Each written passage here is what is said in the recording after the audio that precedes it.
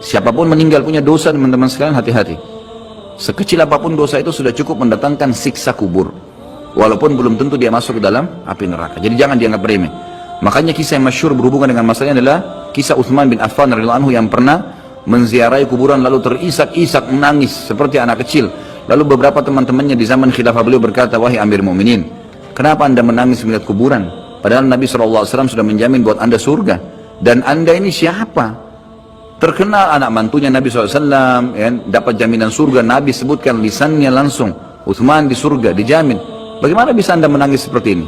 Jawaban Utsman radhiyallahu anhu sangat bijak. Orang yang beriman dan berilmu punya jawaban yang tepat. Dia mengatakan, Rasulullah SAW menjamin buat saya surga, tapi tidak menjamin saya selamat dari siksa kubur. Dari mana jaminan saya disiksa dulu di kubur? Nanti saya masuk surga, betul. Tapi di kubur disiksa dulu karena masih ada dosa. Maka pemahaman yang dikeluarkan oleh para ulama tentang tadi saya bilang, dosa itu sekecil apapun sudah cukup untuk membuat adanya siksaan, gitu kan? Itu karena pernyataan Utsman bin Affan yang menyebutkan statement tadi, gitu kan?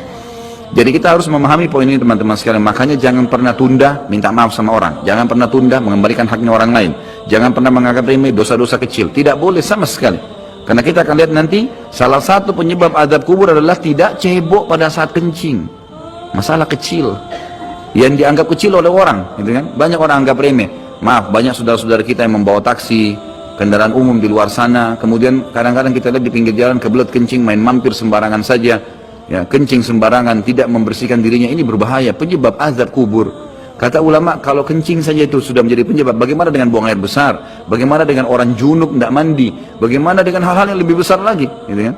Karena memahami hukum-hukum syari seperti ini, kalau hal yang kecil saja dilarang, berarti hal yang besar lebih pantas untuk dilarang. Kalau hal kecil saja mendatangkan azab, berarti hal yang lebih besar lebih pantas mendatangkan azab. Jadi harus hati-hati, gitu kan? Kalau amal ibadah kecil kita kerjakan sudah besar pahalanya, bagaimana dengan amal yang wajib misalnya, atau amal yang besar yang kita kerjakan? Kalau umrah fadilahnya besar, berarti haji lebih besar.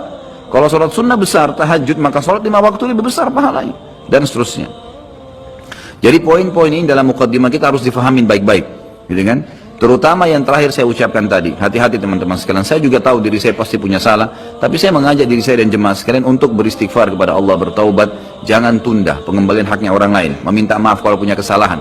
Jangan tunda-tunda, jangan bilang nanti Idul Fitri baru saya minta maaf. Nggak ada perintah dalam agama seperti itu. Sebelum pejamkan mata nanti malam minta maaf semua. Dan orang cerdas adalah orang yang tidak menyiapkan musuh pada hari kiamat. Hati-hati, jangan siapkan musuh siapapun dia.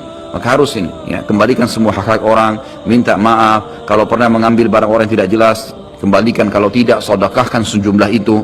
Semua selesaikan, jangan ada masalah. Ya, jangan pernah ada masalah, jangan siapkan musuh. Imam Bukhari rahimahullah pernah berhenti berburu hanya karena meleset anak panahnya kena pagar tetangganya, gitu kan? Diajak teman-temannya, kita memana yuk, berburu. Beliau senang berburu. Kemudian pada saat beliau lagi latihan panah, ternyata anak panahnya sempat mencuil sedikit pagar kayu tetangganya. Lalu dia panggil gulamnya, gulam ini kayak pembantunya, sampaikan ke teman-teman saya kalau saya tidak jadi memanah, saya tidak jadi berburu, dan sampaikan kepada tetangga kalau Bukhari minta maaf. Muhammad namanya tentu, Muhammad minta maaf, gitu kan? Sampaikan dan siap mengganti pagar yang rusak itu. Begitu pembantunya Imam Bukhari datang ke tetangga tersebut lalu berkata, ya, Syekh Imam Bukhari menyampaikan maaf karena pagar anda tercuil, diperlihatkan. Lalu tetangganya tersenyum dan berkata, jangankan pagar saya, rumah saya semua buat Imam Bukhari. Saya tidak perhitungan dengan masalah itu. Waktu pembantunya Imam Bukhari kembali ke rumahnya, apa yang terjadi? Lihat orang soleh dan orang beriman, tahu dan yakin dengan adanya siksa dan adab kubur, tahu ada akhirat dan hisab. Maka apa yang terjadi? Imam Bukhari sujud syukur kepada Allah, kemudian bersedekah sekian ribu dirham, hanya karena tidak jadi ada musuh dari tetangga yang dia cuilkan pagarnya. Coba teman-teman, berapa banyak sendal yang ngantung injak? Hah? Berapa banyak air yang kepercik kena orang lain? Berapa banyak ini, berapa banyak itu? Berapa banyak yang kita anggap remeh mengambil karena teman punya dan seterusnya. Ini hati-hati, jangan siapkan musuh hari kiamat. Azab kubur datang kepada siapapun yang masih punya dosa. Dan dosa ada hubungannya dengan Allah subhanahu wa ta'ala, ada hubungannya dengan makhluk.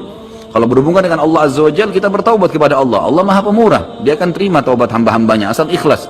Tapi dengan makhluk nggak bisa, mencuri, menggunjing, memfitnah, ya, mengambil, memakan, ya, merusak namanya orang lain, ini nggak boleh. Ini harus selain taubat kepada Allah, meminta maaf kepada orangnya. Nah, ini tidak boleh ditunda ini. Nggak ada gengsi di sini.